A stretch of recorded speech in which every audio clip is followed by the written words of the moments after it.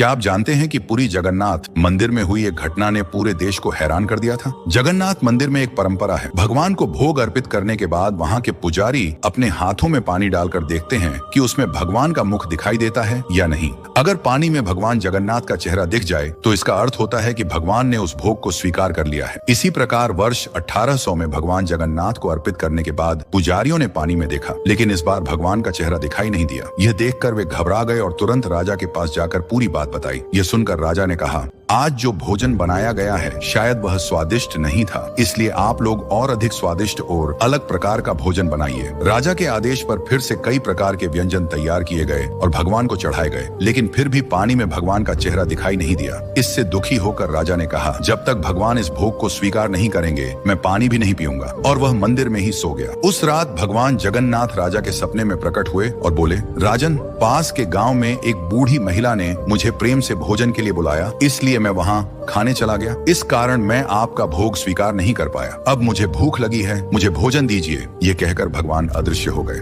नींद से उठकर राजा ने फिर से भगवान को भोग अर्पित किया। इस बार पानी में भगवान जगन्नाथ का चेहरा दिखाई दिया। सच्ची भक्ति हो तो भगवान कहीं भी हो उसे अवश्य स्वीकार करते हैं। और कमेंट में जय जगन्नाथ जरूर लिखें। हरे राम हरे कृष्ण।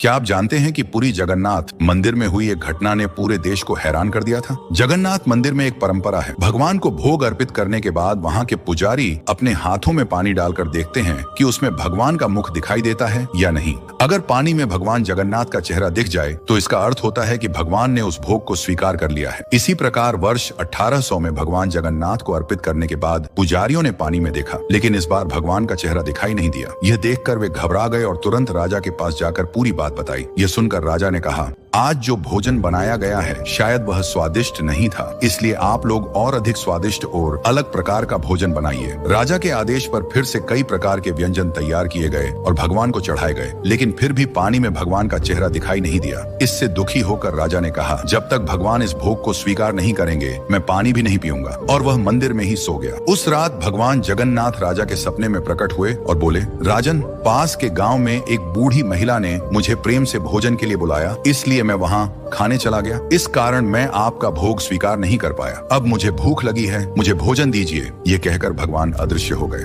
नींद से उठकर राजा ने फिर से भगवान को भोग अर्पित किया। इस बार पानी में भगवान जगन्नाथ का चेहरा दिखाई दिया। सच्ची भक्ति हो तो भगवान कहीं भी हो उसे अवश्य स्वीकार करते हैं। और कमेंट में जय